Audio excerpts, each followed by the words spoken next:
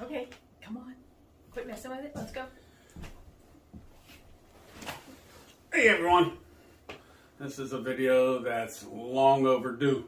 Let me first say thank you for all the well wishes and the prayers that have been sent out to me. But we have to do this update. So let Diane, aka Gucci Girl, explain to you what kind of cancer I have and what's been going on since this time last year and beyond. Okay, so let's recap. When he was first diagnosed in March of last year, 2020, they had said that it was stage 4 renal cell cancer, kidney, and they said we need to take your left kidney out. So they did a radical nephrectomy. At that time, they also found 2 tumors, 1 in each lung. So they radiated him and said, "You're good. We'll see you in 3 months. You'll be fine. Then we'll check you every year." But the slides revealed that he has sarcomatoid with more than 50% differentiation, which means it's the most aggressive type. Well, we went back 3 months later, and there were at least 14 tumors in his lungs, and one was almost the actual size of your lung. It was incredible. He had a small one in his renal bed. He had them scattered throughout. It was a really bad time. They said that there was nothing they could do for him. There was no treatment for this type of cancer. So they sent us to the Hillman Center in Pittsburgh, which is phenomenal. I can't say enough good things about them. Hillman Cancer Center. The Hillman Cancer Center. And they put him in a trial. But in the very beginning, we didn't even think he was going to make it into the trial. That's how bad it got. They had said that if we don't start this soon, we don't know if he's even going to make it to Christmas. And even if we start it soon, we don't really know what the outcome is going to be. It's never, obviously it's a study, so they don't know. So they put him on an IV and had pills to take also. So we got 1 treatment in. 1 complete treatment, which is like 3 months, right? No. It was like every 2 weeks. It was from September until the first week, or late October.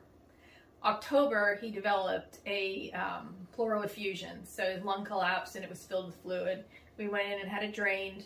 One day it was almost 2,000 milliliters of like bloody fluid that came out of his lung, and said, "Okay, now you're good." Well, then a couple weeks later, he ended up with a collapsed lung again, and we were in the hospital this time. They put in a port so that I could drain it. Sounds like a human juice box. It's called a Pleurex drain. So you had a pleural effusion and a Pleurex drain. So I was draining the lung every day so it could expand. That didn't last long because he took very well to it. He didn't really need that. So they took that out.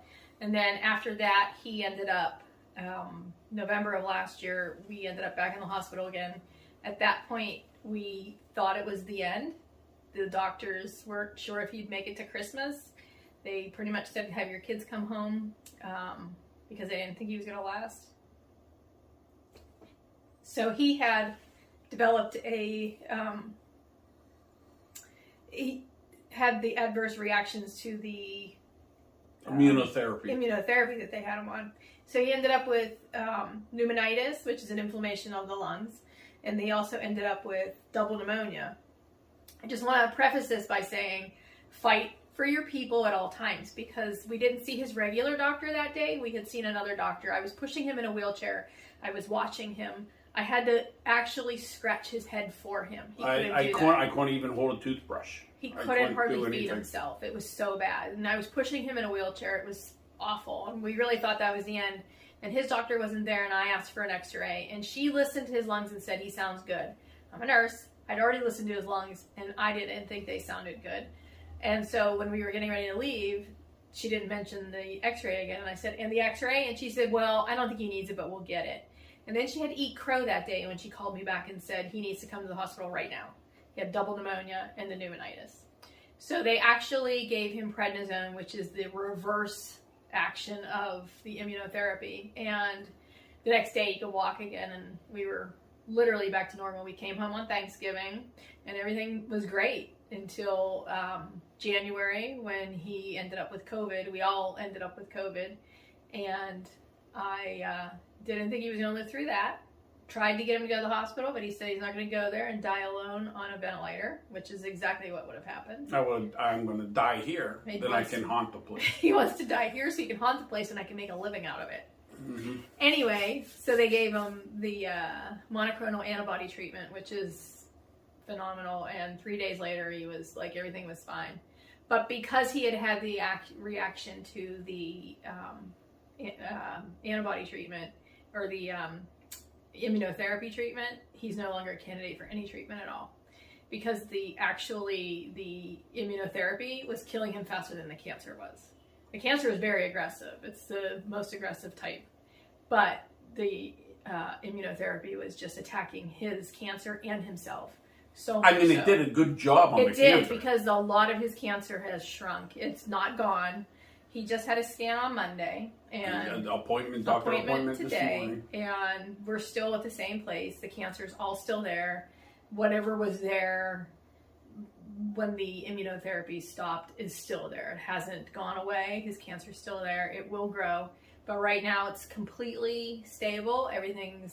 Nothing's growing. Everything's fine. Everything's stable. Everything's stable. Lots of tumors in there. I'm not going to lie. There's a lot. I take pain pills to breathe some days. Yeah, it's hard to explain, but once I take a pain pill, I can expand my lungs and breathe a little better. No hiking. But he has beaten all odds. They laugh and they say he has 9 lives. They call him a cat. They're very impressed with him, and he actually has. I think he's done remarkable, and he's started riding a BMX bike recently. At the BMX racetrack, not doing BMX tricks on the racetrack. On the racetrack. Yeah. The plan is, if I make it to spring, to join USA BMX and race and sanction race. And there is a class for me. It's called the 56 to 60 beginners class. And I watch some of those guys race. I have a chance to win. But what's nice is that he goes one lap and his breathing is really, really bad. And we do have oxygen at home and travel oxygen in case he needs it. He hasn't needed it yet. He does need the at-home oxygen sometimes, but it's so rare anymore. It was a lot worse this time last year. It was horrible. It was all the time. And then with COVID, it was really bad then. But so exertional, when he exerts himself, it gets a little bit bad. So going on a hike is not advisable. So somebody's gonna carry oxygen for him. Carry an oxygen cylinder for him. Yeah. But he doesn't really need oxygen at this point. But we'll see. I don't know. He's done great. But I wanted to put out this video, and there's always a reason we don't put it out. But this is long enough. It's been a cliffhanger for those who care, and I know I get calls every once in a while and messages. And again, I appreciate all the well wishes and all the prayers, because there's a reason I'm here.